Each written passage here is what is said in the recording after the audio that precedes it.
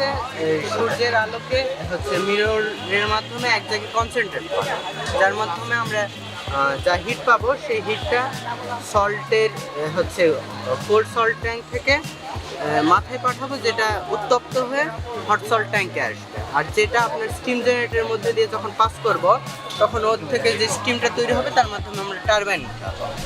আর সেই টারবাইনের মধ্যে যে স্টিমটা থাকবে সেটা আমরা আবার ওয়াটার কন্ডেন্সারে পাঠাবো। আর টারবাইন যেহেতু ঘুরবে তার জন্য জেনারেটরটাও ইলেকট্রিসিটি প্রডিউস করবে, আর যেটা আমরা ডিরেক্ট পাওয়ার গ্রিডে পাঠিয়ে দেব। সো সোলার প্যানেলের বদলে আমরা এটা দিয়ে করলে লাভ কি? সোলার প্যানেলের থেকে হচ্ছে এফিসিয়েন্সিটা একটু বেশি। আর এটা অন্যান্য পাওয়ার প্ল্যান্ট যেমন অনেক বিদ্যুৎ সাপ্লাই দিতে পারে, এটা সেরকম। অন্যান্য পাওয়ার প্ল্যান্টের ক্ষেত্রে যেমন আমরা কয়লা ইউজ করতেছি, ন্যাচারাল গ্যাস ইউজ করতেছি, এখানে আমাদের হিটের সোর্স হচ্ছে সূর্য। এরপর আমরা দেখব এমন একটা প্রজেক্ট যেখানে রাস্তায় লাগানো সোলার প্যানেল তৈরি করবে বিদ্যুৎ। একটা রাস্তাতে বাস্তবায়ন করব, আমরা রাস্তাতে সোলার প্যানেলটা দিব। রাস্তাতে আমাদের হিউজ পরিমাণ জায়গা নষ্ট হয়, এই কারণে সোলার প্যানেলটা যদি আমরা সোলার রাস্তা তৈরি করি, তাহলে আমাদের যেই ইকুইপমেন্টটা লাগতেছে এগুলোর কস্টলি হলেও অনেক উপকারী, গ্রিন এনার্জি রাস্তা থেকে উৎপন্ন হবে। আর রাস্তাতে যেই স্বাভাবিক ইয়াটা ব্যবহার হয় পিচ হাইড্রোকার্বন, যেটা প্রডিউস করতে অনেক কার্বন ডাই অক্সাইড এয়ারে পলিউশন ঘটায়। প্রতি বর্গ কিলোমিটারে প্রায় 260 মেগাওয়াট বিদ্যুৎ উৎপন্ন হবে। আর এটার খরচ হবে প্রতি বর্গ কিলোমিটারে 60 কোটি টাকা। আর এখান থেকে যে বিদ্যুৎ উৎপন্ন হবে এখানে সাব স্টেশনে যাবে, সাব স্টেশনে এখানে জমা হবে। আর এই যে রাস্তায় আমরা যে টেকনোলজি ব্যবহার করছি, সেই সেম টেকনোলজি আমরা গ্রামে ও শহরে ব্যবহার করবো। গ্রামের ছাদ হয় টিনের বদলে সোলার ব্যবহার করব। প্রত্যেকটা বাড়ি নিজের জন্যই ইলেকট্রিসিটি উৎপন্ন করতে পারবে। ওকে, সো আমাদের রিনিউয়েবল এনার্জি প্রজেক্টগুলো ডান। এইবারে আমরা দেখব 5টা কুইক ইনোভেটিভ প্রজেক্ট, যার প্রথমেই থাকছে একটা সেলফ ড্রাইভিং কার। এদের নিজের পথ নিজে চলতে সক্ষম।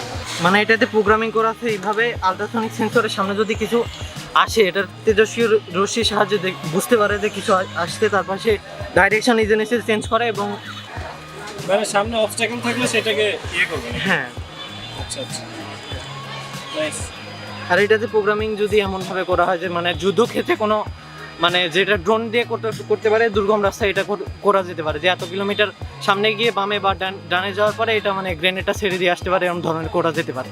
এরপরের প্রজেক্টটা হচ্ছে লাইফাই টেকনোলজি, যেটা দিয়ে লাইটের মাধ্যমে এক জায়গা থেকে আরেক জায়গায় খুব সহজেই তথ্য আদান প্রদান করা যাবে। আমাদের প্রজেক্টের নাম হলো লাইফাই টেকনোলজি। তো এটা আমরা ওয়াইফাইয়ের বিকল্প হিসেবে ব্যবহার করতে পারি। তো এখানে আমরা যে ডাটাটা ট্রান্সমিট করবো সেটা লাইটের মাধ্যমে হবে এক কথায়। এই যে মাঝখানের অংশটুকুতে আমাদের কিন্তু কোনো মানে ওয়্যার নেই, একদম ওয়্যারলেসভাবে। তো এখানে আমরা যে গানের ইনফরমেশনটা দিচ্ছি, এটা এখান থেকে একটা ইনফরমেশন তৈরি করছে বাইনারি কোড আকারে, যেটা লাইট রিসিভার মানে যে কোনো, এটা আমরা সোলার ব্যবহার করছি, এটা যে কোনো ধরনের আলোক সংবেদনশীল আইসি হতে পারে, ব্যবহার করে নির্দিষ্ট ইনফরমেশনের জন্য সেই নির্দিষ্ট ডাটাটা ট্রান্সমিট করে এখানে বক্সে পাঠাচ্ছে এবং গানটা বাজছে। এরপরের প্রজেক্টটা হচ্ছে ডাম্পস্টার, যেটার মাধ্যমে রাস্তায় পড়ে থাকা ময়লা আবর্জনাকে তুলে ফেলে দেওয়া হবে জায়গা মতো। প্রজেক্টটা হলো গিয়ে ডাম্পস্টার। এটা হলো একটা ময়লা আবর্জনা তোলার মেশিন। এই প্রজেক্টটার সামনে এগোনোর পর এখানে যে ময়লা আবর্জনাগুলো আছে, এই আবর্জনাগুলো সে তুলে নেওয়ার পরে সেটা ডাম্প করে দিবে, ডাম্প করে দিবে। এতে আমাদের পরিবেশটা সংরক্ষিত হবে। এরপরের প্রজেক্টটাও লাইফাই, বাট এদের প্রেজেন্টেশন এবং ইমপ্লিমেন্টেশনটা একটু ভিন্ন ছিল। এটার নাম হচ্ছে লাইফাই, লাইট ফিডেলিটি। এটার কারণ হচ্ছে ওয়্যারলেস একটা তথ্য যখন আমাদেরকে ডাউনলোড করতে মানে সময় লাগে, 1 ঘন্টা সময় লাগে, তাহলে এই লাইফাই দিয়ে মানে লাইট ফিডেলিটিতে আমরা সেটা অনেক তাড়াতাড়ি করতে পারবো ওয়াইফাই থেকে। মনে করেন আলোটা আমি করলাম, সাথে সাথে আবার গান অফ হয়ে আবার করলাম, মানে এখানে যখন আমরা ভলিউম কমিয়ে দিব তখন আলো কমবে, আর সাথে সাথে এখানে সাউন্ড সিস্টেমও কমে যাবে, শব্দ বেরোনো হবে না। মানে আলোক শক্তি যত কমতে থাকবে মানে শব্দ শক্তিও তত আস্তে আস্তে কমতে থাকবে। আলোক শক্তি বাড়ালে শব্দ শক্তি বাড়বে। ফাইনালি এরপরের প্রজেক্টটা হচ্ছে একটা ওয়্যারলেসলি কন্ট্রোলড রোবোটিক আর্ম। এই প্রজেক্টটা হচ্ছে একটা রোবোটিক আর্ম, মেনলি কলকারখানাগুলোতে এগুলো ইউজ হবে। কলকারখানায় বিভিন্ন ইন্ডাস্ট্রিয়াল এনভায়রনমেন্টে এটা ইউজ করা হবে। আমাদের অনেক কলকারখানাগুলো রয়েছে যেগুলো হচ্ছে আপনার মানুষ কাজ করতে পারে না, অনেক উত্তপ্ত জায়গা থাকে, অনেক বিষাক্ত জায়গা থাকে, তেজস্ক্রিয় অনেক জিনিসপত্র থাকে, সেগুলো ক্ষেত্রে মানুষের বদলে মানুষের বিকল্প হিসেবে কাজ করবে এই রোবটটি। অনেক কারখানা রয়েছে যেখানে আমাদের এক জিনিস বারবার রিপিট করতে হয়, এখানে আমরা রেকর্ড করে দিব, রেকর্ড করে রেকর্ড অপশন চালু করে দিলে সেটা এক কাজ বারবার অটোমেটিক ওরাই করতে থাকবে, আর কোনো সমস্যা হবে না। সো আমাদের শর্ট প্রজেক্টগুলোও শেষ। এইবারে আমরা দেখব এই মেলার সবচেয়ে বেস্ট প্রেজেন্টেশন ছিল যে প্রজেক্টগুলোর, সেগুলা। যার প্রথমটা হচ্ছে একটা সেলফ ড্রাইভিং রোবোটিক ভেহিকল, যেটা জাস্ট কিছু প্রোগ্রাম চেঞ্জ করে দিয়ে দিয়ে অনেকগুলা কাজ করতে সক্ষম। কল্পনা করলে কেমন হয় যে একটা ভেহিকেল এমন হবে যার ভিতর একটা ভেহিকেলের বৈশিষ্ট্যের পাশাপাশি একটা রোবটের বৈশিষ্ট্যও থাকবে। সো সে আরও অনেক অ্যাডভান্স হবে অবভিয়াসলি। সো আমি এখানে প্রথমে যে কনসেপ্ট মানে যে ফিচারটা দেখাবো আমার এই স্মার্ট রোবট ভেহিকেলের, সেটা হলো গিয়ে সেলফ ড্রাইভ। সো এখানে আমি প্রথমে কারটাকে অন করে দিলাম। সো এর ভিতর সেলফ ড্রাইভ মুড আছে, এটা অটোমেটিকই চলছে। এখন যদি এর সামনে কোনো অবজেক্ট চলে আসে, সো সে অবজেক্টকে সে ডিটেক্ট করে যে যেদিকে যাওয়া যাবে সেদিকে সে যাবে। সো এটাকে যদি আমি এখন এইভাবে দেখাই, এটার সামনে ধরুন একটা অবজেক্ট আছে, এই অবজেক্টকে সে ডিটেক্ট করে সে অন্যদিকে যাবে আবার।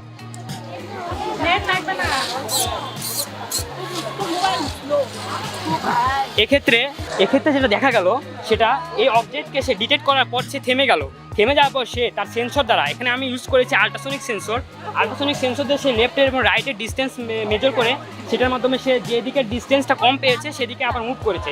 আমরা যেসব সেলফ ড্রাইভ কার জানি সেগুলো কনসেপ্টটা ঠিক এরকমই। সেটা প্রথমে তার সেন্সর দ্বারা ডেটা কালেক্ট করতে থাকে এবং সেটাকে সেন্ড করে মাইক্রো কন্ট্রোলারে।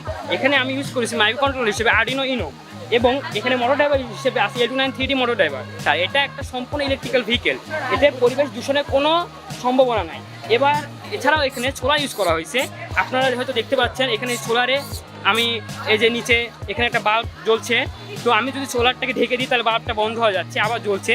এটাতে বোঝা যাচ্ছে এটা সোলার দিয়েও এটাতে মানে কাজ করছে। ভবিষ্যতে এগুলো আরও অ্যাডভান্স হয়ে যাবে, সোলার দ্বারা অটোমেটিক ব্যাটারিতে পাওয়া যাবে এবং সেটা দ্বারা এই ভেহিকেলগুলো ফুললি চলবে এবং এটা যেহেতু এনভায়রনমেন্ট ফ্রেন্ডলি, পরিবেশে কোনো দূষণ হবে না। সো এটা আরও অনেক ফিচার আছে, যেমন ভয়েস কন্ট্রোল আছে, আবার হচ্ছে হিউম্যান বা অবজেক্ট ফলো আছে, ম্যানুয়াল কন্ট্রোল আছে, জেস্টার কন্ট্রোল আছে, সব ধরনের আছে। তো এরপরের প্রজেক্টটা হচ্ছে একটা ডিজিটাল সিটি, যেই সিটিটা সম্ভবত আমরা কোথাও দেখছি, দেখা তো চেনা যায় কিনা। ডিজিটাল সিটি এখানে আছে আমাদের স্মার্ট হোম, আমাদের plastic factory, rooftop garden, vertical garden, food refreshing factory, agrivoltaics আর কিচেন কম্পোস্ট ফ্যাক্টরি।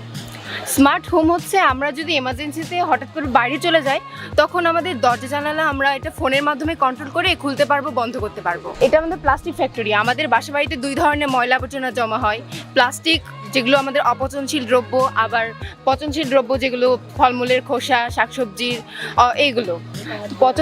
অপচনশীল দ্রব্যগুলো আমরা প্লাস্টিক ফ্যাক্টরিতে দিয়ে এটা রিসাইকেল করে দীর্ঘস্থায়ী প্লাস্টিক তৈরি করতে পারবো।